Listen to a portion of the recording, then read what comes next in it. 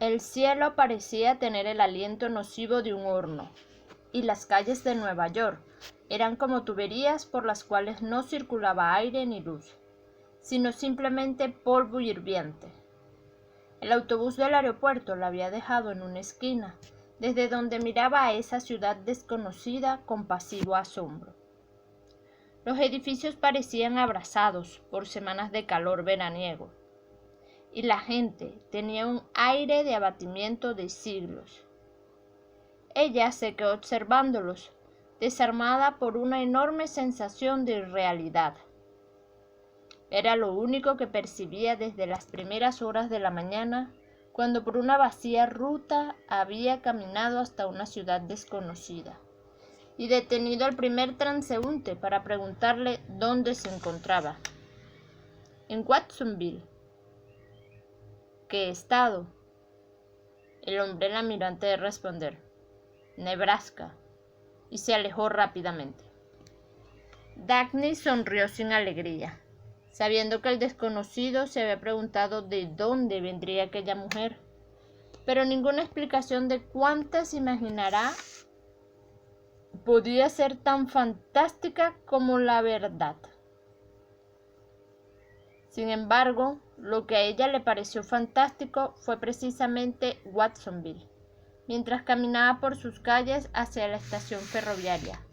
Había perdido la costumbre de considerar a la desesperación como el aspecto normal y dominante de la existencia humana, tan normal que hasta pasaba inadvertida. Al hallarse de nuevo ante ella, la golpeó su total insensatez. Notaba la señal de dolor y del miedo en las caras de la gente, y al mismo tiempo el aire de evasión de quien se niega a aceptarlos. Parecían protagonistas de una enorme ficción, de un ritual que los apartara de la realidad, del mundo que no veían, de sus vidas que no vivían, ante el temor de realizar algo anónimamente prohibido. Lo prohibido era contemplar la raíz de su pena y preguntarse acerca del deber de soportarla. Lo veía de un modo tan claro que deseó aproximarse a los desconocidos, sacudirlos, reírse en sus caras y gritarles: ¡reaccionen!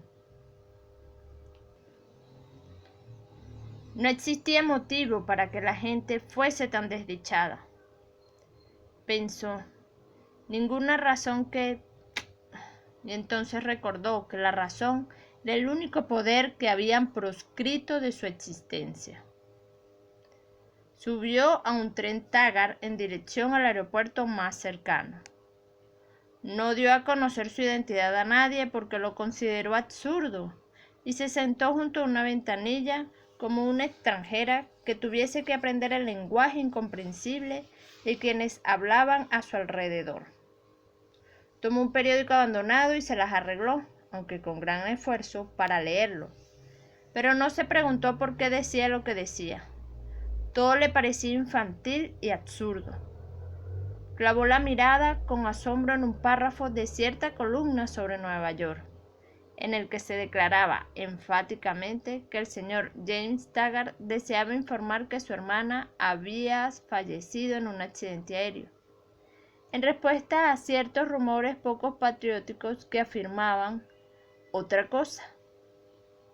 Poco a poco, Dagny empezó a recordar el decreto 10.289 y se dijo que Jim se sentía incómodo por las sospechas públicas de que ella fuese una desertora.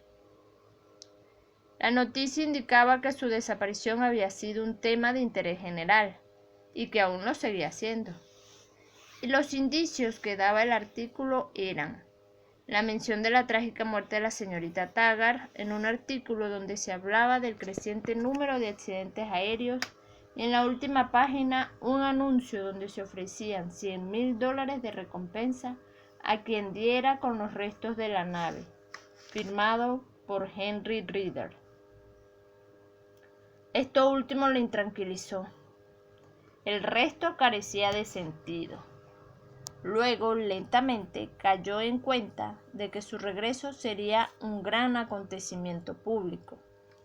comentado por la prensa sensacionalista del país.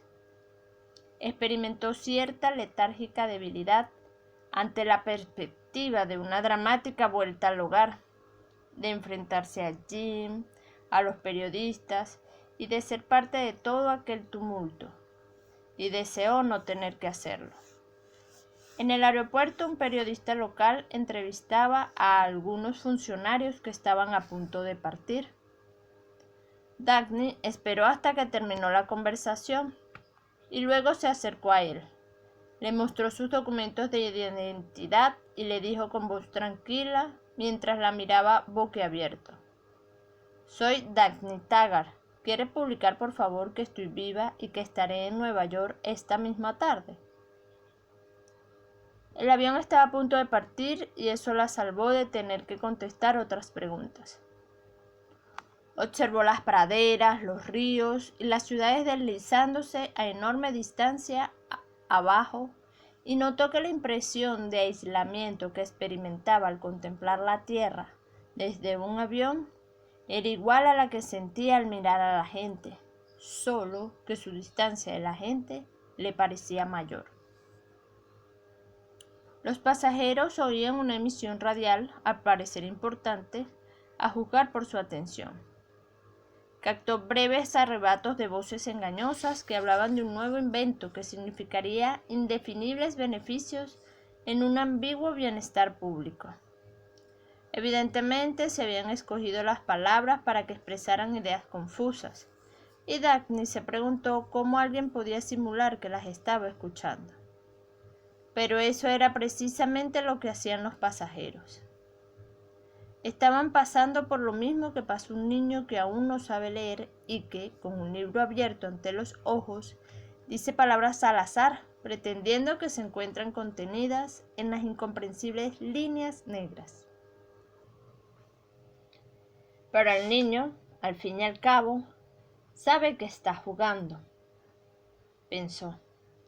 En cambio, aquellas personas querían convencerse a sí mismas de que no fingían, no conocían otra clase de existencia.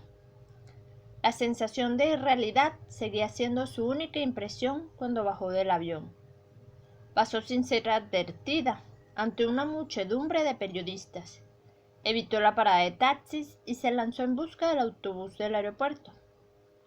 Más tarde, de pie en una esquina, le pareció encontrarse con una ciudad abandonada.